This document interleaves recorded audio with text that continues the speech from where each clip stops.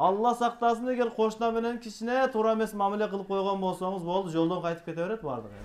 Жуучу келерден алдын сиздин үйүңүзгө келбейт ал биринчичи, ал кошунаңызга келет. Сиз тарбиялаган балаңыз эртең чыгып ошо кошунаңыздын баласы менен ойнойт да. Кандай кылсаң ошондой кылам мен дагы деген ал жаныбардын да колунан келет. Сиздин кошунаңыз дайым сизден ыраазы болуп, сүйүнүп жашап жүрө берсе,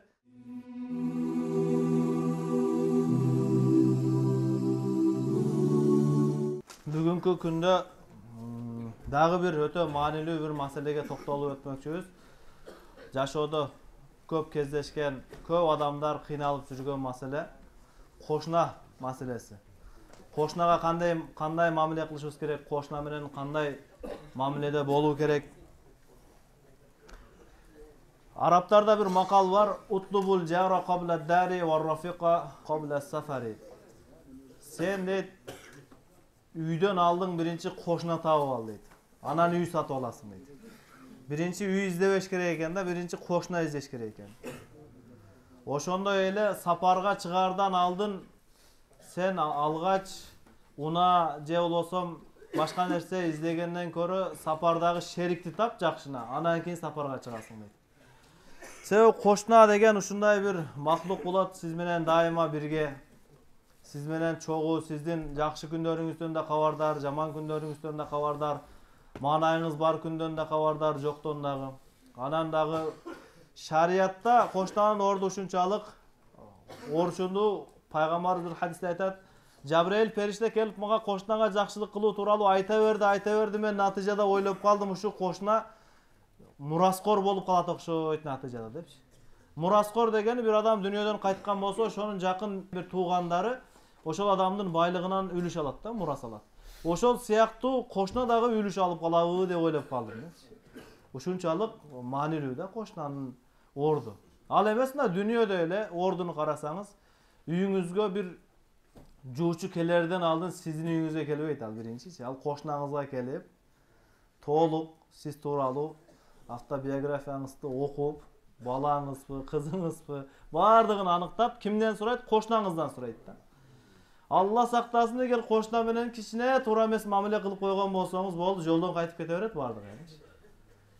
Ошол үчүн кошунанын бул дүйнөдөгү эле ушу таасири болсо, кыямат күнү кандай болот да? Сахабалардан бирөөсү айтат, мурда дейт, пайгамбарыбыздын доорунда биздин эч кимибиз үчүн динар, дирхам, мындайча айтканда сом, бул нерселер мусулман бир туугандан кымбат эмес эле дейт. Бүгүнкү күндө биз үчүн силерди көрүп атам дейт, ошол 1 сом, 2 сом тыйын мусулман бир тууганыңардан да кымбат болуп кетиптир деп айтып атат. Ошол сөзүнүн уландысында айтат: пайгамбарыбыз айткан эле кыямат күнү канчалаган кошуналар кошунасына жабышып алат дейт, жакасынан алат дейт.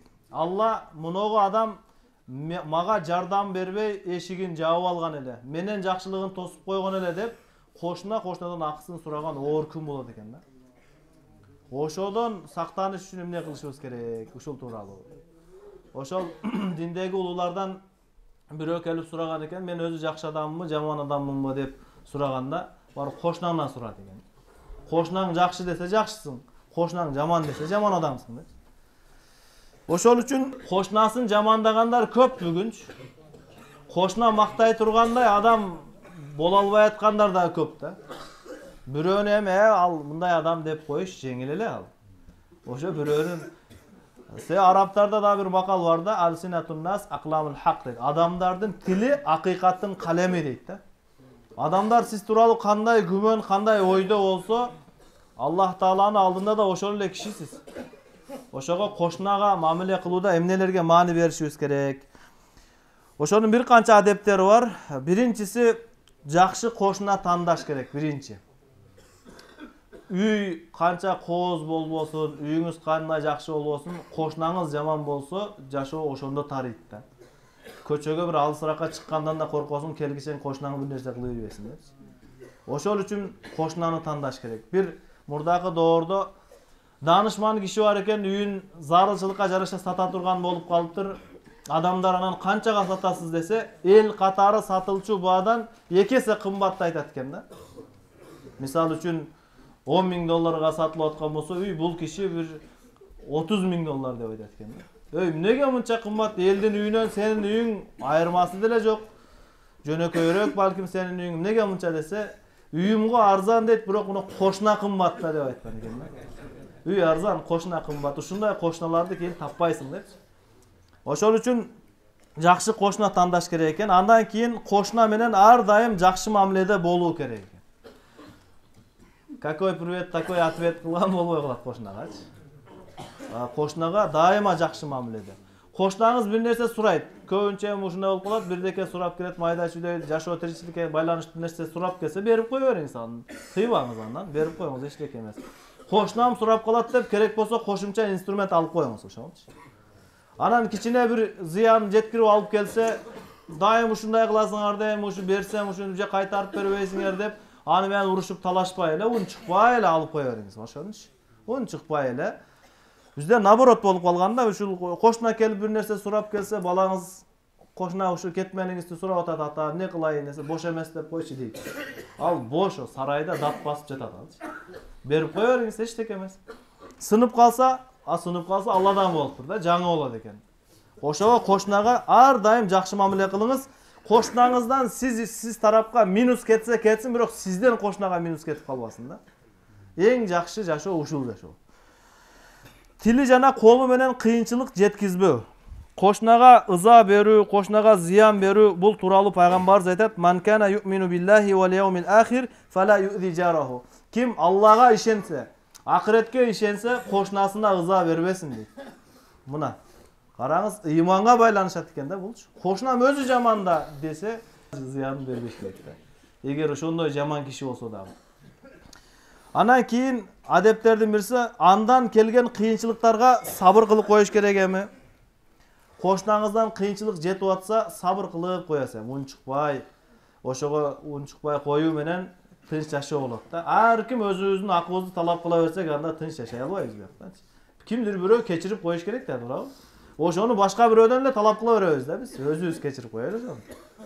Андан кийин эгер зыян болбосо, кошунасын чек аралаш турган дубалга мык уруу жана башка зарылчылыктарын бүтүрүүдөн тыйбоо. Мисалы кошунаңыз эми сиздин дубалыңызга бир навес салыш керек болуп калыптыр. Аны тыйбаңыз эми. Зыян жокпу сиздин жашооңузга, унчукпай эле кое бериш керек.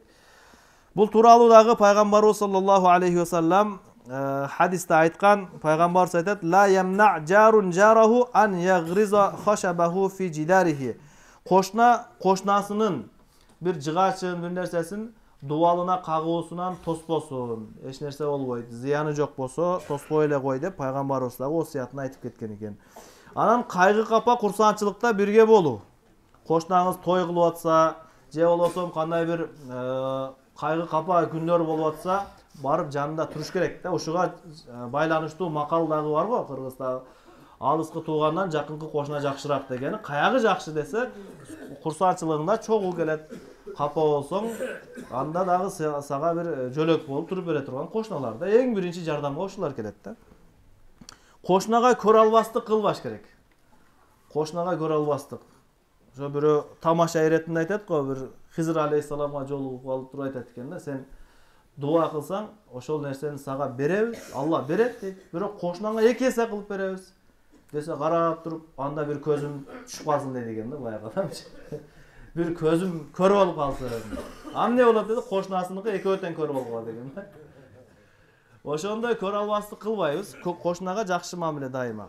Anan keyin özü jakşı körgön nerseni koşunası üçün dagı ıra körü. Özüңүzгө jakkan nerseler, özüңүzгө kalagan jakşılıklar, жеңилчиликтерди koşunaga dagı kalap, koşunaga dagı aytıp koya beriңiz, eç nerse bolboyt.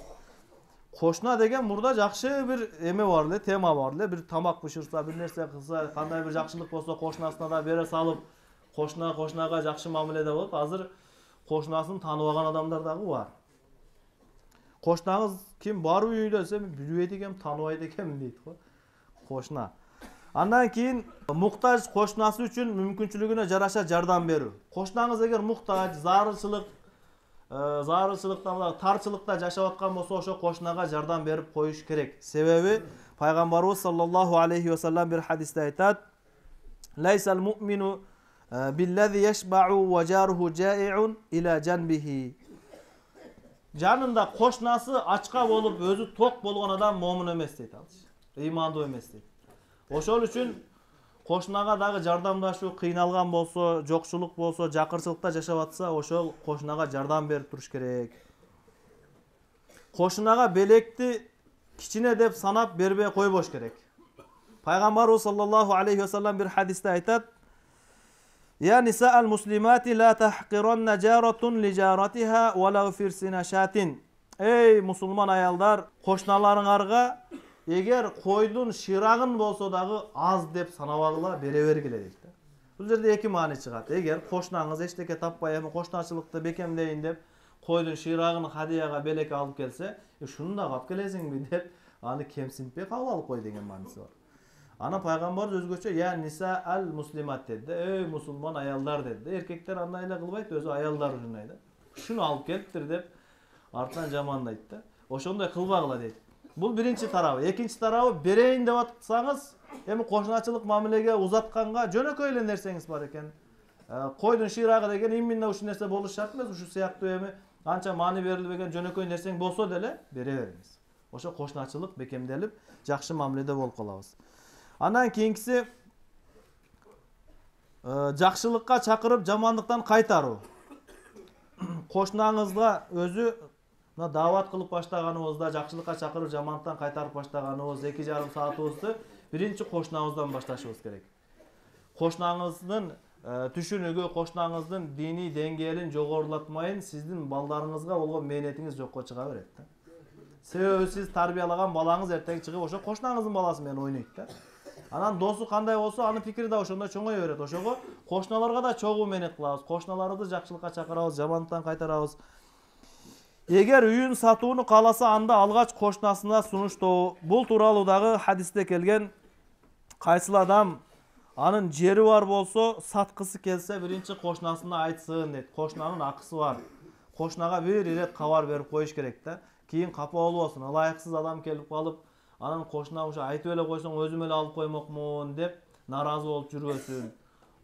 Шариятта ушу да каралган да.